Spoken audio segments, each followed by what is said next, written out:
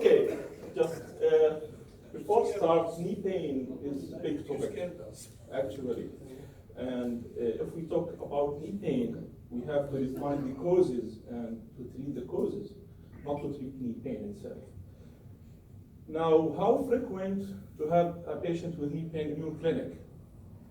A lot. A lot? Yeah. Okay. Less than 5%? More. 5 to 10? More. More than 10? Yes. Well, that's really perfect for me. Now, what type of knee problem you face in your clinic? So you said more than 10% you have see patients with knee pain. What type of knee pain?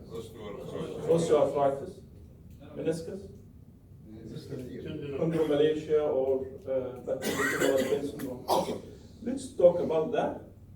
Now, before start, what's this? Doctor, I told you I have a question for you. Why this? I'm talking about knee pain, and here is the hip. Yeah, you see? Why?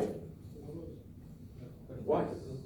Because, yeah, we have to take care that knee pain may result from other regions, maybe referred pain, especially in children, in pediatric hip, irritable hip, or births, and also in elderly people. May present stress fracture may present only with knee pain, and also it's something that some patients, even with middle-aged patient with osteonecrosis, may present with knee pain. I have a colleague who come to us from Iraq. He was frustrated, treated for knee pain for 2 years, no improvement. And when I examined him, it was a hip problem. He had an osteonecrosis of the hip. So we have to take care. The same is for the back. So posterior knee pain can present as a result of this prolapse. And I have patient referred to me, resistant to treatment. He has left knee posterior pain for 1 month, severe pain. The colleague called me, he has severe pain, I don't know what's going on. And when I'm taking just history, he was irritable. I said, why? It's severe pain. So I asked him to expose his back, and he had very similar to this, severe sciatic list. So we have to take care of referred pain. The other thing that foot examination is important when we are dealing with knee pain, because we know that pes planus and calcaneus valgus can cause patellofemoral pain and pes anselinus pain, and etc. How? By causing internal rotation alignment of the limb. So we have to take care of these many causes. So how can we know what the cause of knee pain? So we have to be systematic. Start with everything in medicine, history and physical examination. And by history and physical examination, the diagnosis mostly more than 90-95% done. And after that, we make imaging. The most commonly is X-ray, then MRI, less frequent CT, and nowadays ultrasound is going up and up. But it's operator dependent and need experience. Now, every patient come to our clinic, we do X-ray. No. Yes, it's not common. It's maybe about, for me, 3 out of 10. MRI, maybe 1 out of 10. So the problem, will you make your diagnosis depending on imaging? This is really a problem. So diagnosis is clinical, and imaging come to support our diagnosis, not to make our diagnosis. I remember one patient, also from Iraq. He arranged with us to make an knee arthroscopy for him. He has medial meniscal tear and was planned by 4 surgeons to have arthroscopy. And when he came to Jordan, we canceled the operation. Why? He has large medial meniscal tear by MRI, but what's surprising that his pain is from the patellofemoral joint. So he asked me, doctor, I did come from other country, please do it. And I told him, I will make it for you if you accept that you will not improve after the surgery. So clinical diagnosis is very important. Lab test, do we need it? In inflammatory disease or in infection, sometimes we need also in these cases to have joint aspiration, but please, under strict aseptic condition. Arthroscopy, it's rare. It's rare to do arthroscopy. It's a very common procedure to be done as treatment, but it's very rare to be for diagnosis, because we have our diagnosis most of the time made by history, clinical examination, and imaging. So biopsy sometimes we need it in case of synovial disease. So proper history and physical examination, the diagnosis is made by more than 95% of cases. So history, traumatic or atraumatic. In my talk, I'll talk more about non-traumatic, because traumatic cases may go to ER and then refer to orthopedic surgeon. But good to know that trauma can cause intra-articular fractures, can cause chondral lesions, osteochondral fractures, meniscal tear, ligament injury like ACL, medial meniscal tear, medial collateral ligament, lateral collateral, and also can cause patellar dislocation. You may face patients with after trauma, but you may see them later, maybe after 2-3 months with persistent pain. Please, these patients refer to a surgeon, because persistent pain after trauma, that means that there is a problem in the knee. Age is important. Children less than 12. Is it common to see children with knee pain? Yes. Under 12? Yes. Not common, but we see. It's not common. Traumatic fever study. So when you see in less than 12 a patient with knee pain, think of hip disease. I see more. More than 12. Effects and brucellosis. Brucellosis, which is rare. So Now it's rare. Ahmad, if it is unilateral or bilateral? Yeah, I mean unilateral. Okay. Now think of hip problem, and irritable hip can present with knee pain, and usually can be diagnosed by ultrasound or less frequently with MRI, and X-ray shown not diagnostic for irritable hip, but irritable hip may be the early presentation of Perthes disease. So X-ray is helpful to ignore this. Growing pain. What's growing pain? We used to say that growing pain, that he's getting taller, yeah? But well, this is a misconception, because growing pain happen in children maybe 3-4 years, and between 8 and 12, but they are not relating to growth. They are related to overactivity. These children play a lot, jumping a lot, and so on, and they present with aches in the legs and calf, and sometimes the aspect of the knee. So these are the causes, most common causes in less than 12. Over 12, no, we have knee problems. The most common is Osgood-Schlatter. You know what's Osgood-Schlatter? Yes. Yeah. Osgood-Schlatter is some sort of traction injury to the growth plate here by the patellar tendon in children playing a lot of football, jumping, and so on. So when we see these patients, they have tenderness just at the tibial tubercle, and the most important treatment is treat the cause. So it's overactivity, decrease the activity, rest, stop sports 2-3 weeks, and then return with less frequency. Okay, the other cause is more serious, osteochondritis dissecans. And these patients present with knee pain, not below the knee, it's a knee pain, the medial side most of the time. And if you see these patients, maybe in the early stage can be diagnosed by MRI, later can be seen by X-ray, refer to a surgeon, because this may need surgical intervention. Other cause, referred cause of knee pain at this age, slipped capital femoral epiphysis. Have you seen Dr. Adel? Have you seen these patients? They present with hip pain, but can present with knee pain. And it's very important to have early diagnosis. And you see here, X-ray is diagnostic, and you see here, the line, it's coming tangential with the head, but here is crossing. This is normal, this is abnormal. And if you don't diagnose this, the patient may present with this displacement. So early diagnosis is important so that we can fix it with simple surgery. Take care of what? In children. Knee pain. Think of infection and malignancy or tumor.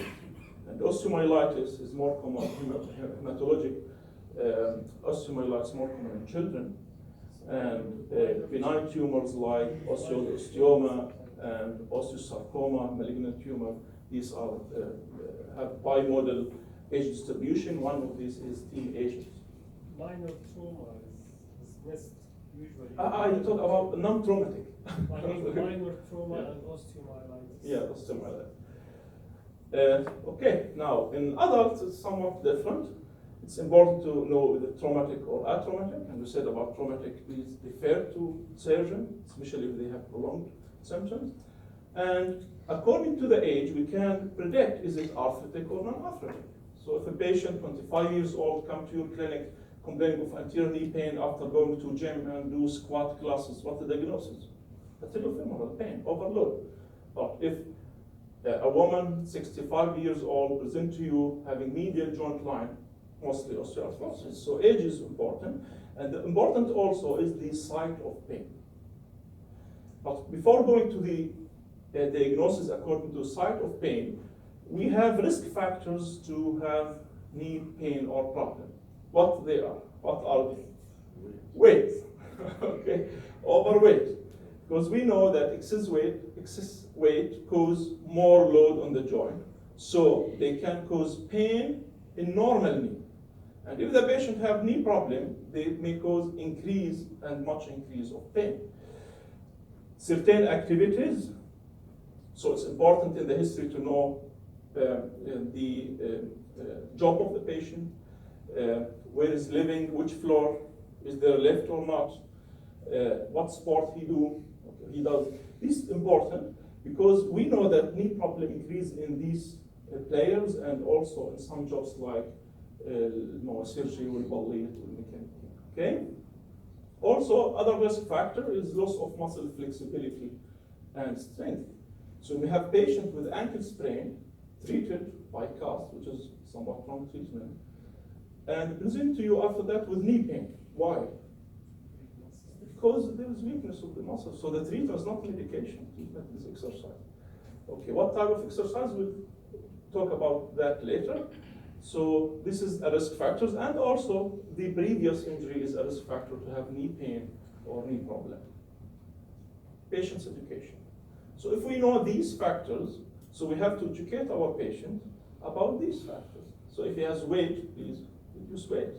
If he is doing more activity and go to gym and do classes of squat or lunges, stop that. And if you go, do it in incomplete arch and so on. So we have to educate our patient about these risk factors and how to deal with that.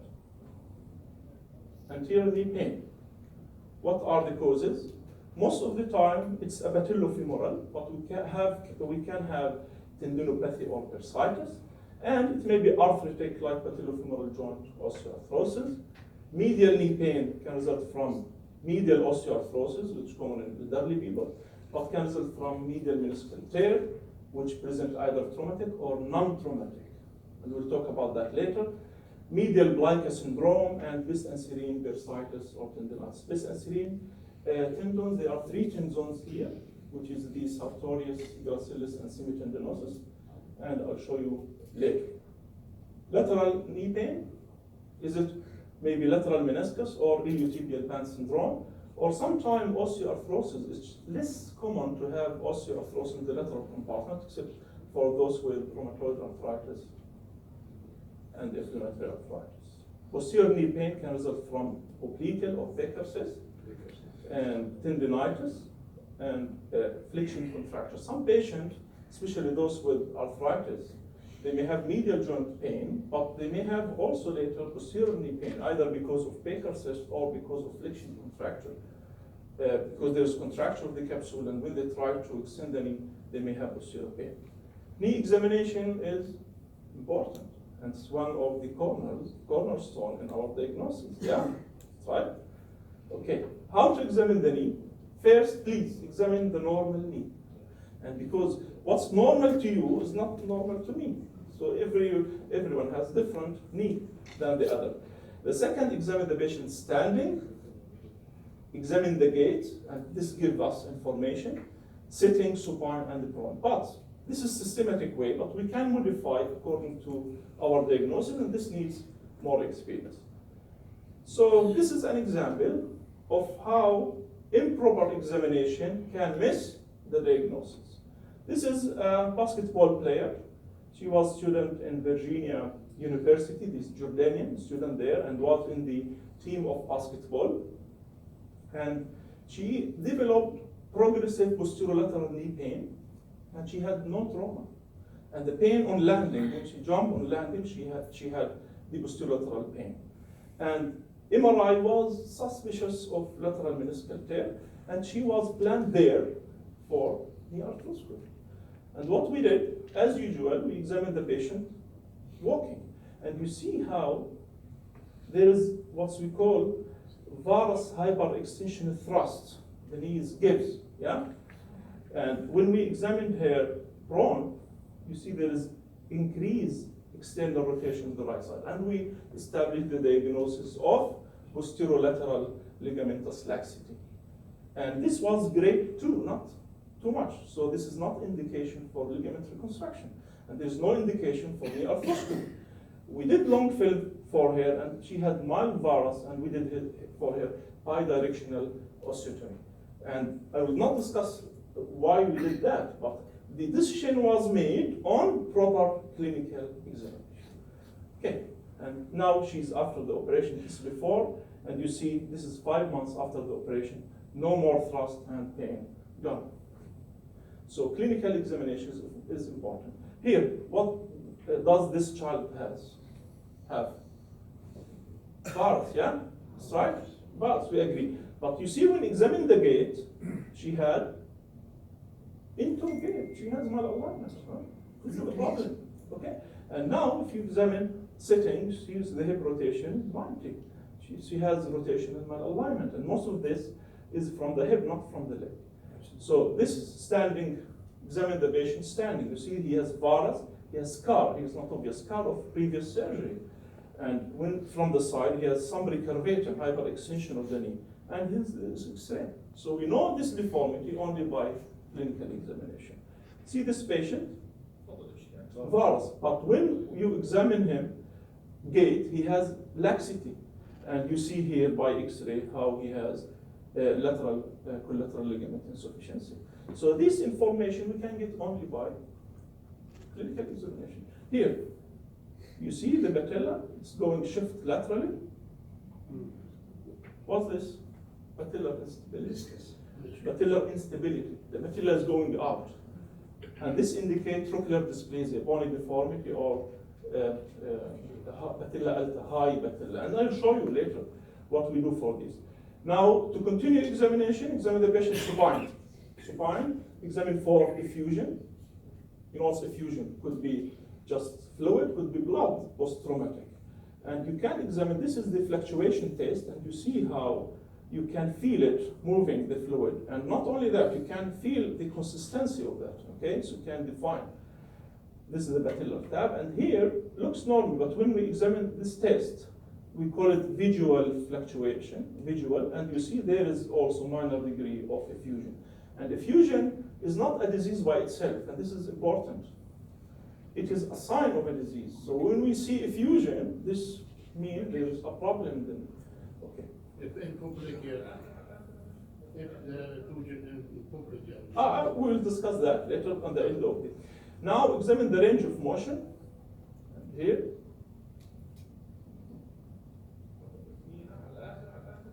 And you see here how the patient is unable to do full extension. And now this is the active, and we examine passive, still he has limited flexion. And you see here, he cannot reach the full extension. So this is what we call flexion contraction. And also this indicates this. And this is the patient standing. You see that he has a varus and he has osteoarthrosis. Okay, now this patient, very interesting. This patient comes from Saudi Arabia. He has knee pain and has inability to fully extend the knee and has giving way. And if you see, he cannot do full extension. But it's not a flexion contraction, because here he has full extension. But the problem for him was patellar instability. And you see here how the patella goes out. So this is very important. Only from examination you can know the diagnosis and arrange for a management plan. And here a patient has a limited flexion after operation, so this needs intensive physical therapy. Now, tenderness. Very helpful to define where is the tenderness. And you know the site of pain from the patient, and now examine for tenderness, but please be gentle. Here, the patellar tendon, origin, insertion, medial joint line, we examine for the quadriceps tendon and tenderness for the lateral joint line. We always look at the face of the patient and don't harm them.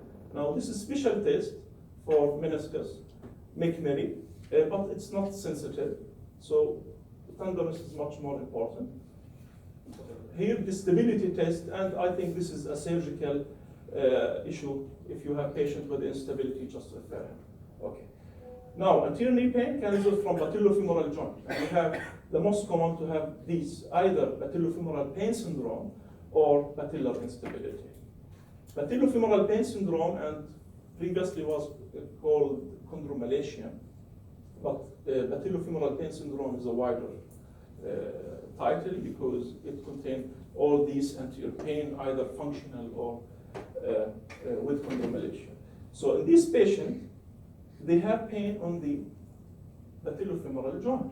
Most of these patients, young, active, female, they may have overweight, they have some muscle weakness, and they do activity including either going up, downstairs, or squatting or lunges. So when they present to us, the first important, after doing proper clinical examination, and there is no effusion, because effusion is a pathological sign. If the examination of the knee is okay, this means that it is a functional problem. It's overload. So the treatment, not to give a medication, treatment is to stop this overload, to show the patient what to do of exercises, because this can result from imbalance of the patellofemoral joint. They make it go in lateral tracking. And most of the time, either because of tight lateral structures or weak medial muscle. So in these patients, the most important is activity modification and physical therapy. Now, patellar instability, this is very interesting and maybe new for you because this is a surgical cause, but I think now you will know more about this so you can diagnose in the clinic. To know the pathology, we have to know the anatomy. The stabilizers for the patella, either bony, the shape of the trochlear groove, مسار الصابونة, and could be ligament injury of the medial patellofemoral ligament, which is the static stabilizer, and could be due to muscle weakness of the quadriceps. So the etiology for instability of the patella could be either bony, to have this trochlear dysplasia, or could be high patella, like the case I showed. The patella is high, so it doesn't engage in its groove. So this is one of the causes. The patient may have rotational malalignment or valgus deformity with high Q angle. So these can cause patellar instability. And most of the time, the treatment of these patients is not medication. The etiology could be either soft tissue, could be either lax medial structure or tight lateral structures, and could be weakness of the dynamic stabilizers. So in recent MRI studies, around 60% of these cases with recurrent patellar dislocation or instability, they have multiple etiology, soft tissue and bone. Now, in our clinical assessment, again, gait, standing alignment gait, rotational alignment, the Q angle. This is the TTG distance, which is the tibial tubercle trochlear groove distance, and this indicates how much the tibial tubercle is lateralized, and this is one of the causes of patellar instability. J sign, and you see that, or lax medial structures. So if we see this patient, we have to go further in our management to do imaging. We start with X-ray, and lateral view X-ray is very, very helpful because it shows us how high is the patella, it shows us the loose bodies, and it shows us signs of trochlear dysplasia. Long film X-ray to see the alignment, and sometimes skyline view would show us if there's trochlear dysplasia. MRI helpful to show us in acute cases MBFL injury and associated injuries, which is more common for the MCL, which is the medial collateral ligament, and also helpful to show us if there is osteochondral fracture, which is not uncommon. Rotational profile. CT has limited indication, but important for rotational profile. The case I showed you, you have very high femoral anteversion, and also to calculate the TTG distance, and because this affects our management plan, And the surgical treatment for these patients, either soft tissue in terms of lateral release, which is the type, and MBFL reconstruction to have the medial restraint, or it could be bony. And I'll show you some cases where we did both. So the treatment should be individualized. Here, this patient is a colleague, he's a doctor, and presented with patellar instability. He has instability and pain, and he had failed conservative treatment. So if you have this patient, first, you can send for physical therapy and do exercise, but after 2 to 3 months, if they don't respond, so refer them to surgeon. So we decided, because he has normal bone alignment, we decided to do MBFR reconstruction. Here our plan for surgery, here our incision, this is the graft, and we do it minimal invasive. This is the layer we put the tendon, and you see here, we track it in its place, and after that we pass it in the femoral canal here. So we have implanted the MBFL.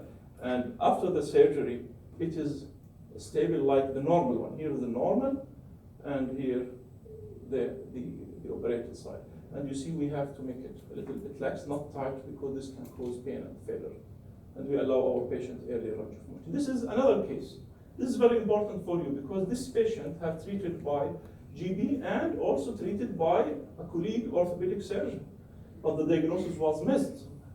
And this patient, he has persistent pain in the patellofemoral joint. He did everything and injection and so on, and still has pain. And when we do our clinical evaluation and X-ray, we see that the patella is high, and also he has what we call high Q angle. You see here, which is the alignment of the quadriceps tendon with the patellar tendon, because when it is valgus, this means that the vector of forces shifting the patella to the lateral side is difficult. Okay. And now the TTG distance here. So our plan was made, but when we examine the rotation profile in the clinic, we know that his problem is also rotational. And you see how he has internal rotation. So we did for him the rotational profile, and the antiversion angle was very high. So the operation was not soft tissue, not ligament reconstruction, not lateral release, was bony procedure, where we did rotational osteotomy of the femur, and also we did tibial tubercle transfer.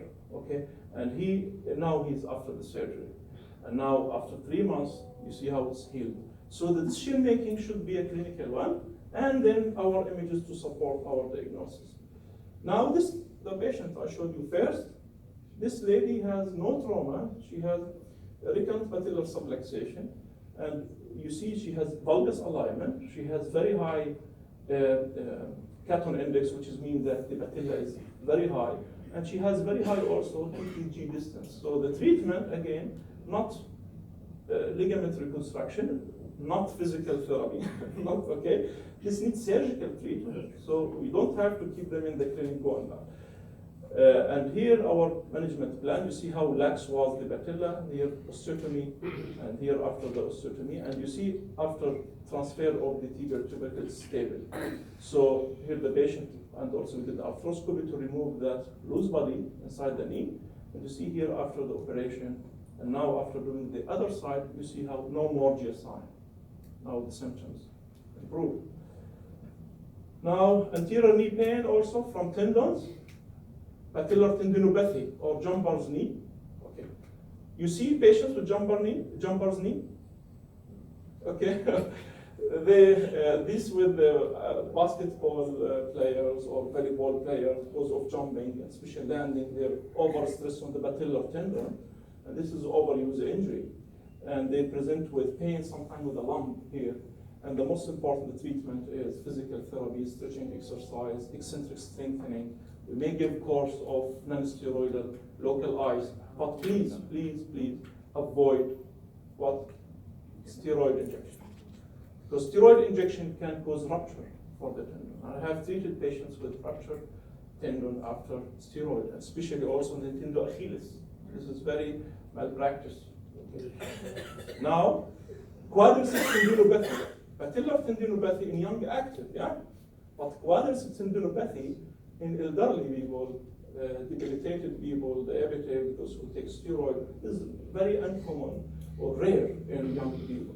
And here again, if you give steroid, you may end with this. This is one of my patients presented to me after fractured quadriceps. One surgeon gave him a steroid injection. So please, no steroid injection for tendinopathy. Bursitis, you know about the bursa? How many bursa we have in the knee? Yeah?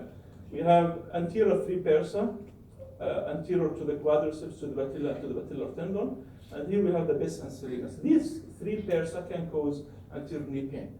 But it's not common, except maybe after trauma and sometime in gouty patient. Here, how we diagnose bursitis, you see the shape of the swelling, it's localized.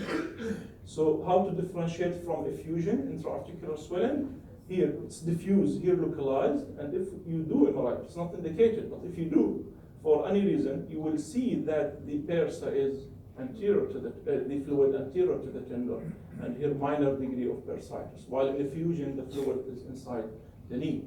In bursitis, we don't need to do MRI. This is clinical diagnosis. We don't want to cause more exhaustion of resources. Okay, and in effusion, if the X-ray is normal, that means that we need to do MRI. But if the X-ray show osteoarthrosis, you don't need to do MRI. Medial knee pain, medial meniscal tear, medial plica, or base and serine tendinitis. Here we have different types of meniscal tear.